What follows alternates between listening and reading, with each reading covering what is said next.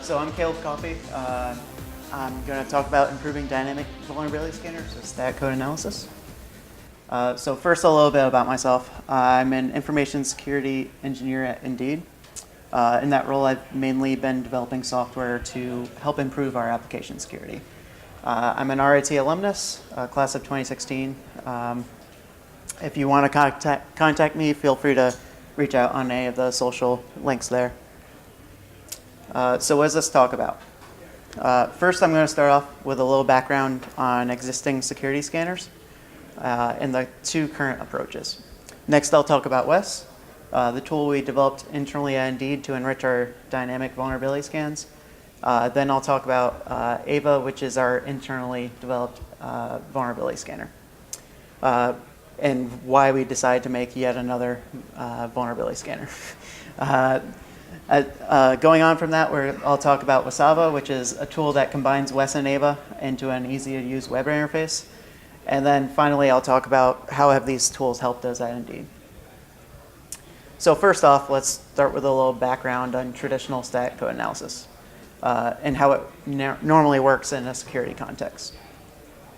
For a simple overview, traditional static code analysis can be simplified into 3 steps. That's processing the source code to build an abstract syntax tree, traversing that tree with walks and filters, then identifying problems based on the predefined patterns. Now, let's look at how each of these steps work. Oh, and by the way, if you can't see any of these, I have the slides on the sched, so you can pull them up on your laptop or something. So to begin to understand what code does, we first have to process the source code into a format that the computer can programmatically process. This is very similar to how compilers and interpreters will process the code. So the way you do it is you first tokenize the code, then parse through these tokens, building out a structure around the code. Once that source code is processed, it's normally placed into a tree-like structure, which is commonly referred to as an abstract syntax tree, or AST for short. And this is how most static code analyzers would work. So in the next step, this is the tree that's produced from that code. In the next step, we have to figure out how to navigate that tree. And normally, with most language parsing libraries, you have to use 2 tools, which are the walk and filter. The walk allows you to loop through all of the nodes within the tree and just check each node for certain things. Then the filter allows you to do the same thing, but you can filter based on the node's type. So if I was interested in method invocations, I could pass in the starting node and the method invocation type and get back all method invocations underneath the supplied node. And these 2 functions are just to find where you are going to start processing the code. And it's meant to find the initial node that you're going to start looking under. So once you have the initial node, you can then start adding additional logic to find different things like that are matching the predefined signatures. So what sort of things are we looking for? Much of what we look for depends on the context of the project. For example, if it's a Java application, you'll look for JSPs within their as their web templates, and then look for unescaped user-supplied parameters. Along with that, you might also flag other functions that you might want to manually look at a later point to see if they're doing bad things, so such as runtime execs or system.loads. So just looking to see if there's unescaped user input within those methods, and you would just flag those for an analyst to look over. The list of things is continually growing for what to look for in static analysis, and many of the commercial static code analyzers have lists of things to look at. So if you look at the bottom there, there's links to catalogs that the scanners publish online. So you can look there to find additional things to look for. So static code analysis is not the answer to all security problems, and it does have its pros and cons. One great thing is that there are many products that perform static code analysis for you, and it's just pre-made. You can ship it and put it onto your pipeline, and boom, it starts working. But with that, there's they have a large pre-made catalogs of signatures to look for, so it's really easy to get started. It also produces very few true positives if the rule set is complete. But with that, it does have its downsides, such as triggering many false positives that can take a while to review, and it requires an analyst that's familiar with the source code to understand what's actually going on. And it can also be difficult to demonstrate a POC of the code. So if you find something that you think is vulnerable, you have to figure out what the payload is to trigger that vulnerability. So continuing on, the next process most people do to find vulnerabilities in their source code is dynamic code analysis. And this is another popular technique for finding vulnerabilities, and it's static code analysis looks at the code, while dynamic analysis performs fuzzing on a running application and then monitors the responses. So today I'll just talk about traditional dynamic analysis in the web application context, because that's what we're here for. So as a simplified overview of dynamic analyzers can be broken down into 3 steps again. The first step is to collect all the endpoints for the application.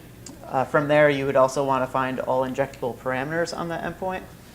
And then the final step is to start fuzzing the parameters and see what the responses are.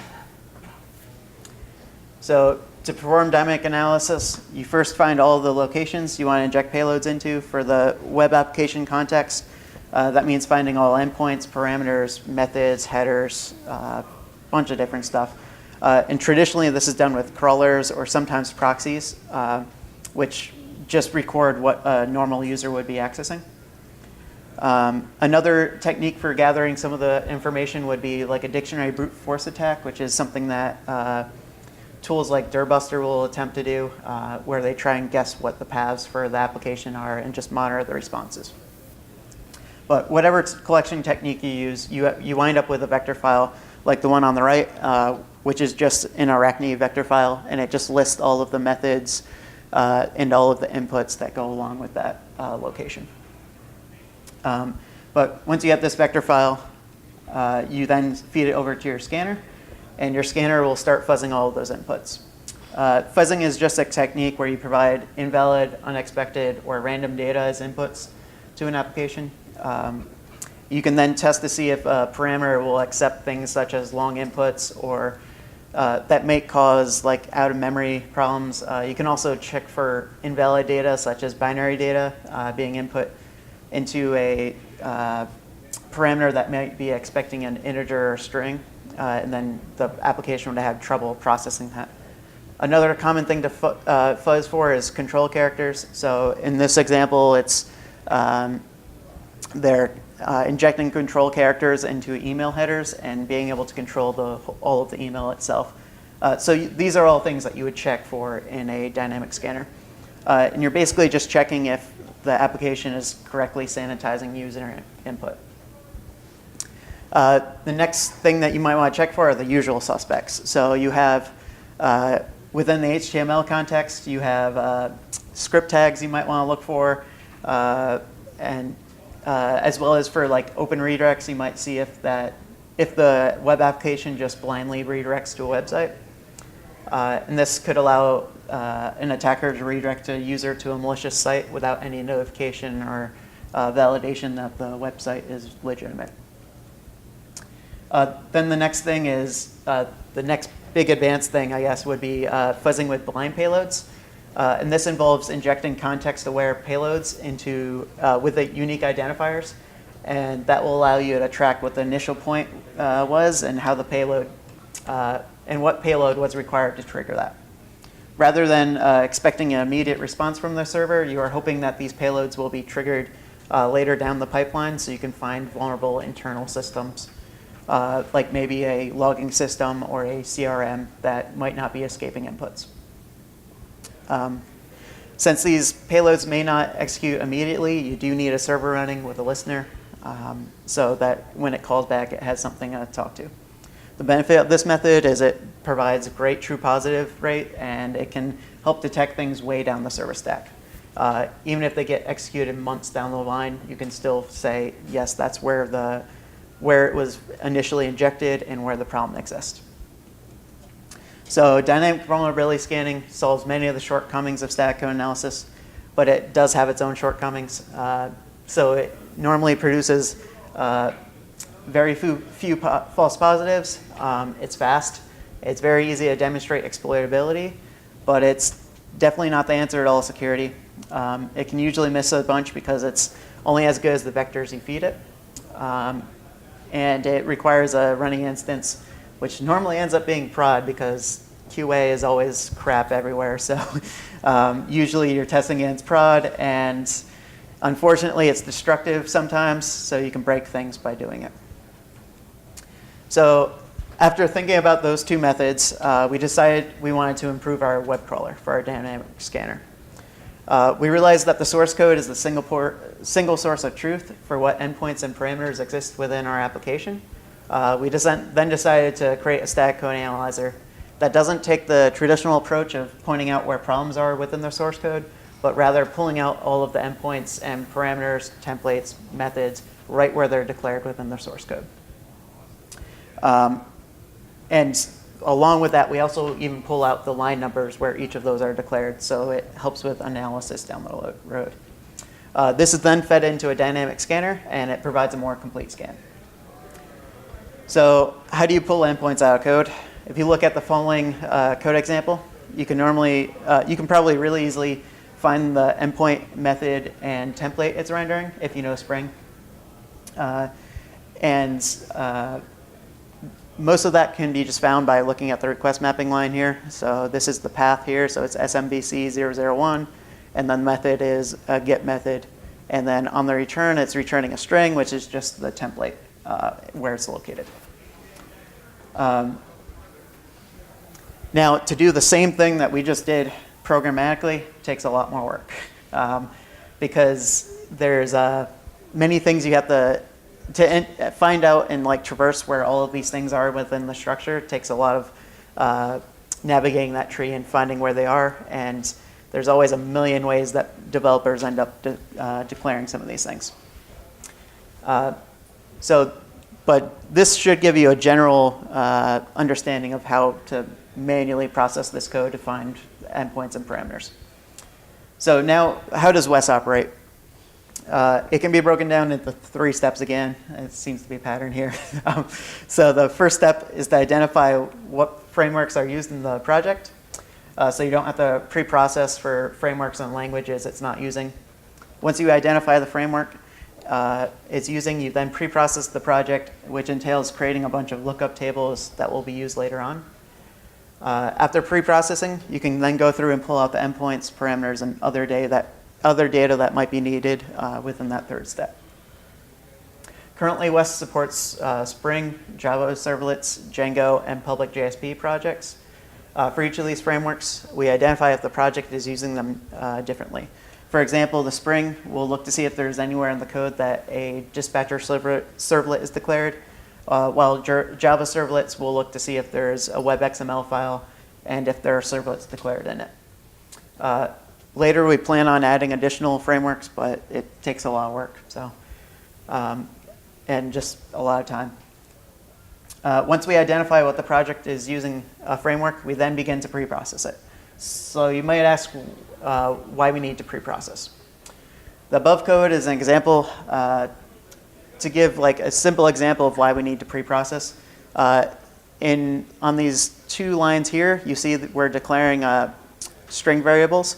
One is end up being passed into the path, which is the value here, and then the next is the JSP, which is being returned here. And to parse that programmatically is actually fairly difficult because you go to this point in the request mapping and you say, oh, I know my path is here. How do I find my variable? You can't just jump up the tree and try and find it because that variable could be in another file. And it's just difficult to do on the fly. So that's why we create reference tables and just look up the values on those, and that's why we're pre-processing. So some of the things we're looking for is, some of the things we're creating is the variable lookup table, which is just taking all those variables and the values that are assigned to them, putting them into like a dictionary, and then you can look up those later on. Some of the other things we create would be the compilation units, which are just all of the source code parsed into abstract syntax trees or ASTs. And we just pre-process all of them right to start so that you don't have to keep reprocessing them and putting them into ASTs. And those are all just stored in another data structure. We also create a class lookup table to help verify if the dependencies are within the local project, or if they're a third-party library, or they're being imported some way. The final thing we create is a method invocation table, which is meant for a future feature that will allow us to pull out parameters that might be multiple depths within the source code. So if a method calls another method, and then another method, and then it pulls out a parameter, the future feature should end up pulling that out. We don't currently have that yet. So once we finish pre-processing, we start pulling out all the information we actually need. For Spring, some of the things we are looking for are request mappings, which are used as annotations on the controller for that view. And with the request mapping, you pass in the path as well as the method and sometimes parameters in there. Once we have the request mapping, we can then look for request parameters within that annotated controller. And after looking within that controller, we can then look for request parameters, which are just the parameters that Endpoints pulling out. And after finding all the parameters, we can look for reference JSPs that might have more parameters within them as well. So that's the basic setup of how Wes works, and this is just a basic example. Above you can see a simple code example. And we know this is a Spring framework, so we'll just skip that pre-processing step and identifying the framework. And we'll convert it into an AST. So this is what that source code looks like in an AST. And it's just a simple graphical representation of that AST. And this is basically how the ASTs are organized. So once we have the AST, the first thing we look for is that request mapping annotation, as you'll see in the one. From there, we parse out the arguments within request map to pull out the value, which is the endpoint this method is mapped to, which is the SMVC001 again. After parsing the request mapping arguments, we then check to see if a method is declared, and in this case, it's a get method. And then from there, we look underneath the method declaration scope, which is what it was decorating. And this will allow us to pull out parameters as well as JSPs that are being rendered. And that's the basic operation for Wes. This is very basic, and it doesn't incorporate any of the lookup tables or other pre-processing things. The pre-processing step will actually take advantage of many of the nodes up here that we don't touch. So figuring out the class and other things, it will pull out of those nodes. So once we finish parsing all of the code base, we get a data structure that looks like the following out of Wes. This can then be put in a format to be used by a dynamic vulnerability scanner, such as Arachne or other scanners out there. Along with that, we also send all the findings from Wes to a web interface, which allows us to quickly search through them. This has proven to be fairly valuable in a few different situations. For example, when we receive findings from BugCrowd, our public bug bounty program, we're able to quickly search through all of our source code and find exactly where that endpoint is declared, and quickly check to see if that code might be where it's vulnerable. It has also helped our developers look through their own source code and find endpoints that might not be used anymore, and just kill off dead code rather than having extra code out there that's not being used. So Wes currently has a great set of base features, but there's definitely things that we can add. Currently, the Django plugin is lacking some features relative to the Java plugins, simply because we don't use it as much. So one of the improvements we like to make is to improve the Python preprocessing features. With that, we also like to add support for additional frameworks. One of the most exciting things we'd like to add is the additional framework support, which is just adding, the recursive method invocation lookup. And that would be to find all those variables nested under multiple layers. Currently, as well with that, currently the web UI is lacking a lot of features, and the formatting isn't great, so that's something we'd like to improve in time. And the final thing is we'd like to figure out how to handle cross-project references, because it's fairly difficult to look up things within third-party libraries if you don't have all of the source code in the same location.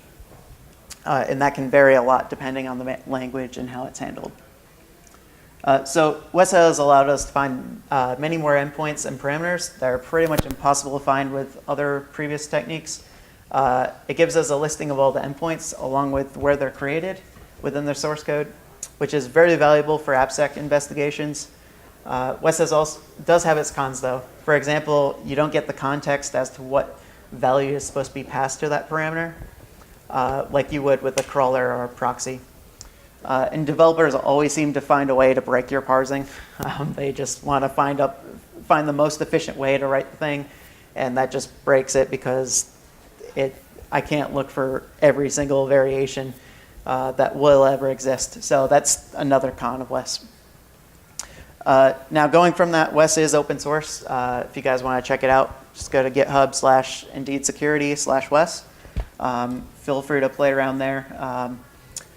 We can take pull requests or whatever there. So yeah, continuing on. So another thing, once we take the WES results, we then shove them into our dynamic scanner called Ava. And Ava is, initially we're using Arachne as our dynamic scanner, and it worked, but it meant we had to convert it to a separate input for Arachne.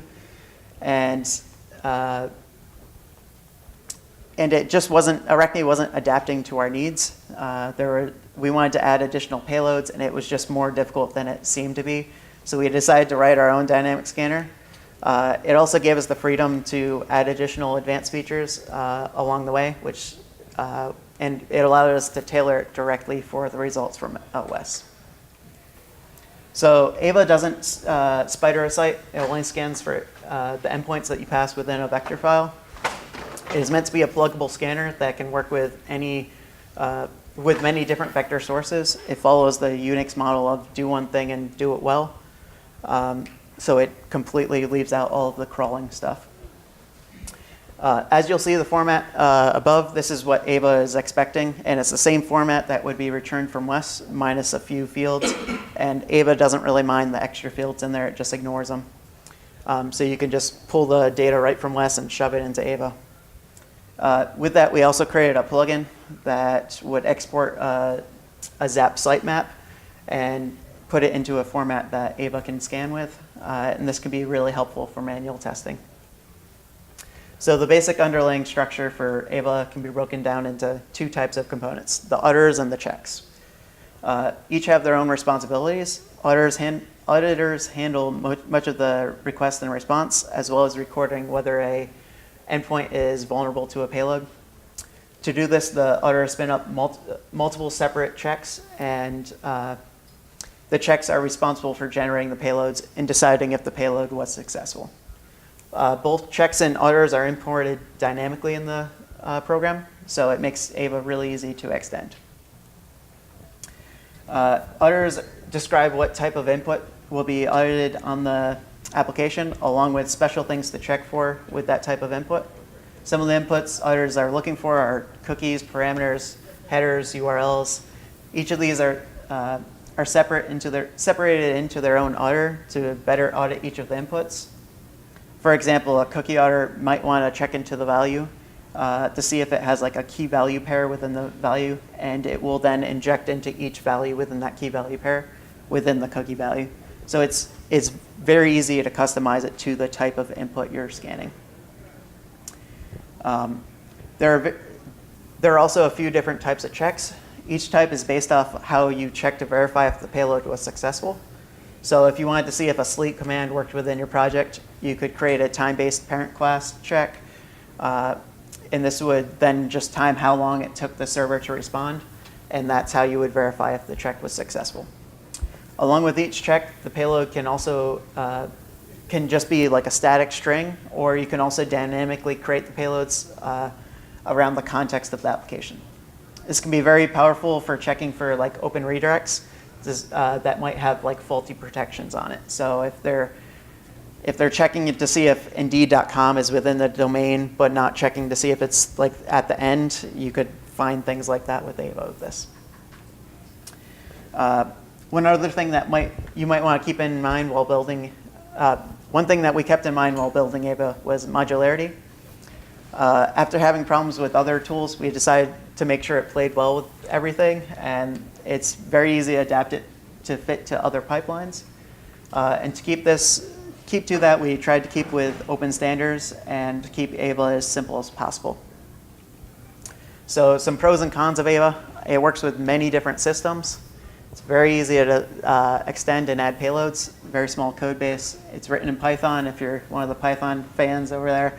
And it's also some of the cons is it's not as fully featured as other scanners out there. And it doesn't load JavaScript because we're simply just doing requests out. We're not loading the page into like a fake browser or anything. And it's only as good as the vectors you pass in. So it's a good start for us to just find a lot of the simple low-hanging fruit. So now on to the next thing, which is Wasaba. It's a self-service tool that allows our developers to find vulnerabilities within their own source code. So rather than us having to run this every time they push their code, we can have them run it themselves. So it works in 4 steps. First, you configure Wes on how to scan the source code. You then get a listing of all the endpoints within the source code. So you can then prune and choose which endpoints you want to scan. Then the 3rd step, you configure the scan, what things are you going to look for. And then the 4th step is to show the results from the Ava scan. Why did we try to combine these tools? We wanted something that was easier for people outside of the team to use, as well as within the team. Some other reasons, everyone likes web interfaces, so why not make another one? It's also really easy to prune the results from us to send over to Ava. And it also simplifies many of the command line options. So you don't have to look up how do I pass the base URL? Is it TAC-B or TAC-C or whatever? So it simplifies a lot of that stuff. So now live demo, just so that you guys get a quick understanding of how that works. I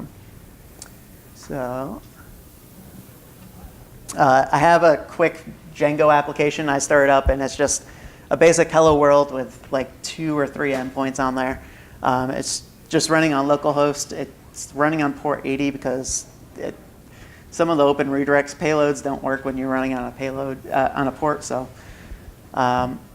once we have that running, I have it running on my local system. So I go over to Wasaba. In Wasaba, you just choose where that source code is. So I'll go to projects, and then Wasaba last gun demo. And the hosted location is going to be localhost. And when I do that, it'll start scanning for endpoints within the source code. Once it finishes, it will present you with all the endpoints within that source code. So you can see the base path here. Doesn't have any parameters to it. Usually, if you're processing a Java project, it would also pull out the methods. But like I said, the Django project isn't, or the Django processor isn't as fully featured. So you can manually set the methods if you want, or you can just leave them as blank, and Ava will set it to Git by default. So I'm just going to scan all of these endpoints. So I'll hit continue to scan. If I wanted to delete one, I could just hit delete, and it would not send it over to Ava. So if I continue to scan, you can see I have 3 vectors loaded there. And I'm going to check for open redirects and XSS, I believe. And we'll check on everything. So if you don't select anything, it just checks all of them. And then there's a bunch of things you can configure here. It's all fairly simple. There's even advanced features, so if you want the default parameter to be something else, you can change that there. So if I hit start scan, Ava will start scanning the source code. And it should finish soon. Yep, there we go. So it then presents the results here. So you can see that there was a cross-site scripting found on the hello endpoint. And this is the payload that was used. It was just injecting Ava scan tags, and those were being presented on the page without any escaping. So it found that as a problem. It also tells you what the parameter was that it was injected on. The next one is it also found an open redirect. And the open redirect is actually using, it's doing basic auth to try and, well, a fake basic auth to confuse the processor, because this one, it was only checking to see if localhost was within the domain or the URL. It wasn't checking to see if it wasn't correctly parsing the domain there. So it found another open redirect there. So that's the basic usage of it. So let's go back.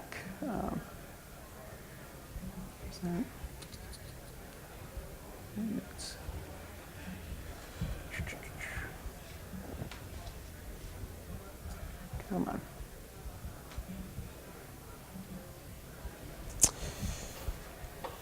Okay, so how have these tools helped us at Indeed? So first, we know that there's not a single tool that's good for everything. So we decided to take the approach of running multiple tools and then combining the results of those tools to build up each individual tool.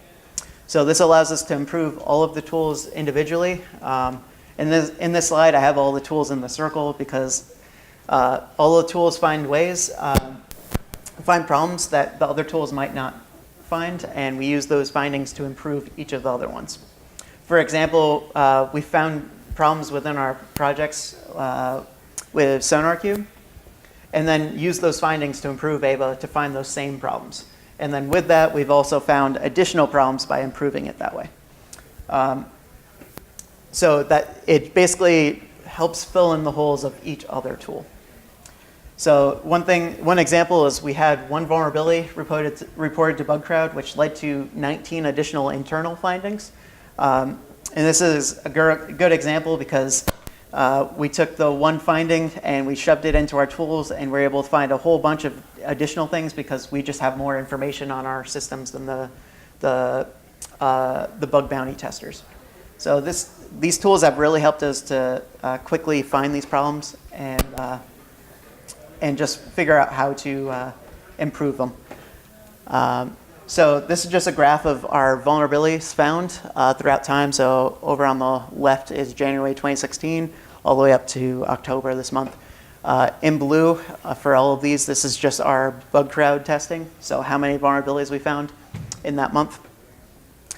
In purple is Arachne, so that we initially started feeding results from Wes into Arachne and having Arachne scan things, which we then transitioned to Ava because it would find more things. SonarQube is in the orange here, and then where is it? And then Ava is in the yellow.